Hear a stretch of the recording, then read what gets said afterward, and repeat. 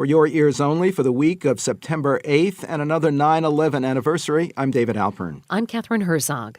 I don't want to take off the table an option that might or might not be available to the President of the United States to secure our country.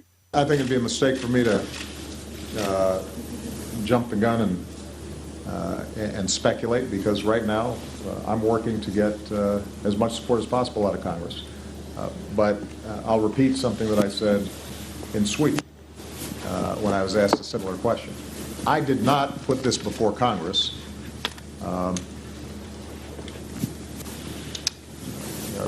just as a political ploy or as symbolism. Mixed signals on what to do about chemical weapons in Syria continued last week, both at home and abroad. In Washington, Secretary of State John Kerry raised the hopes of many interventionists and the fears of a majority by refusing to rule out boots on the ground in some crises after a proposed airstrike. But President Obama at the G20 summit in St. Petersburg echoed a top aide in refusing to say he'd order military action even without the congressional approval he had sought. Indeed, his repeated answer on the question implied that he was serious about letting a dubious Congress decide. Obama continued to argue that moral duty and protection of America's allies and homeland required military action. But his stress on measures limited in scope and time left many wondering how much any Syrian threat would really be degraded or deterred, and he won little eager support at the G20. At home, concerns about tipping the battlefield balance to Islamist rebels grew with a viral video showing one militia's brutal execution of government soldiers, though it was later revealed to be more than a year old. The situation seemed to demonstrate the limits of U.S. influence in and understanding of the complex rivalries, new and old, in the Middle East and beyond. Those are topics recently considered by our frequent guest Michael Brenner, University of Pittsburgh professor emeritus and a fellow of the Center for Transatlantic Relations at the Johns Hopkins School of Advanced International Studies. And for your ears only, Professor Brenner is on the line again now. Welcome back to the program. Well, thank you, David. It's good to be back with both of you. What deterrence on Assad chem weapons do you see from Obama's limited strike plan?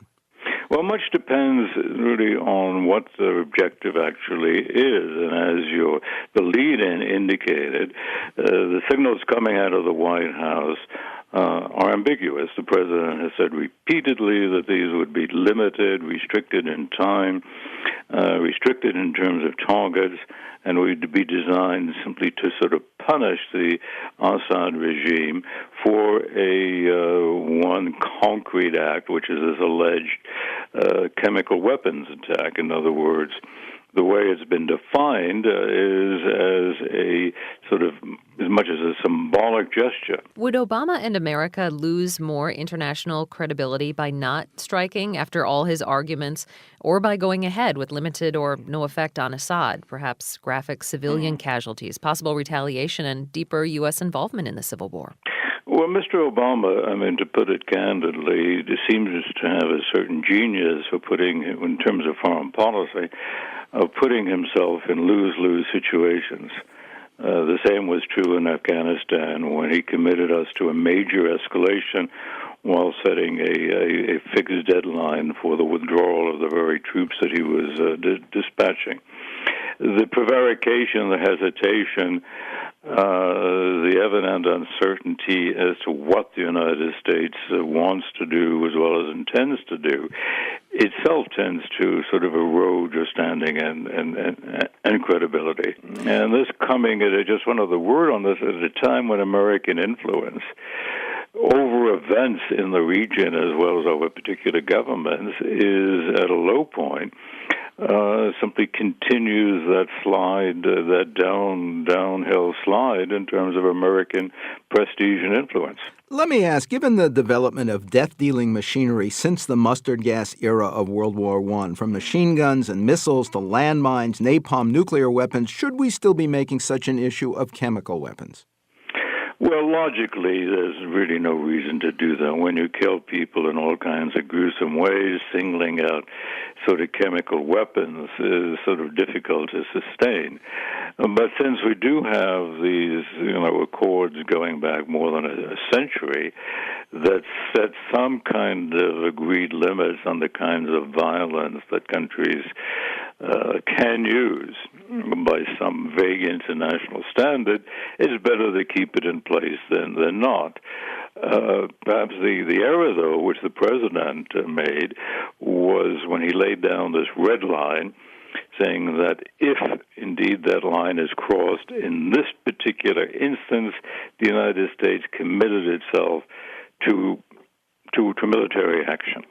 And of course, you never really want to do that because it not only limits your options, but you never know beforehand what the circumstances are going to be in which this, postulated red line might be crossed. Well, in fact, we should note he never really said in that first instance that it was military action. He said it would change his thinking, it would cause a shift in his policy, but he never said a military strike, and it sort of has escalated in the commentary about it. But let me ask you another question. Underlying all the rhetoric about Syria's moral violations, strategic threats, seems to be concern about the larger message to, in particular, Iran and its nuclear program. How much do you think attacking Syria would affect the Tehran government?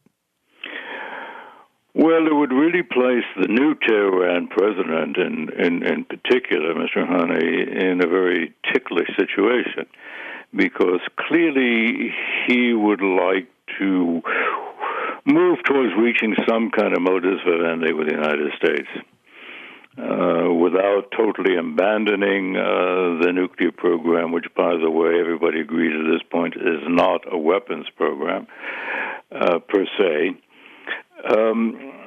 And ending sort of their diplomatic and economic isolation. To achieve that end, he's going to have to walk a tightrope, both in terms of Iranian politics, which, let's remember, is very complex. I mean, Iran is not a totalitarian state in which, the leader has complete freedom of action, and diplomatically. So what an attack on Syria does is play into the hands of all the hardliners opposed to any kind of accommodation with the United States. And I strongly suspect, and most people who really do know Iran much better than I do, agree that that's his main worry. In other words, it's going to be restrained in Iran's diplomacy. It may impose on them. They're taking a hard line, at least rhetorical position, but they really don't want to do anything in response. Although Syria is of some importance to them as a tactical ally, in concrete terms, it's really a secondary concern. Michael Brenner is University of Pittsburgh Professor Emeritus and Fellow of the Center for Transatlantic Relations at the Johns Hopkins School of Advanced International Studies. Quote from the news, those not already briefed were gobsmacked. That was the reaction of British analysts on learning that the U.S. National Security Agency had made dramatic advances in breaking Internet encryption techniques, according to documents made available by fugitive NSA contractor Edward Snowden.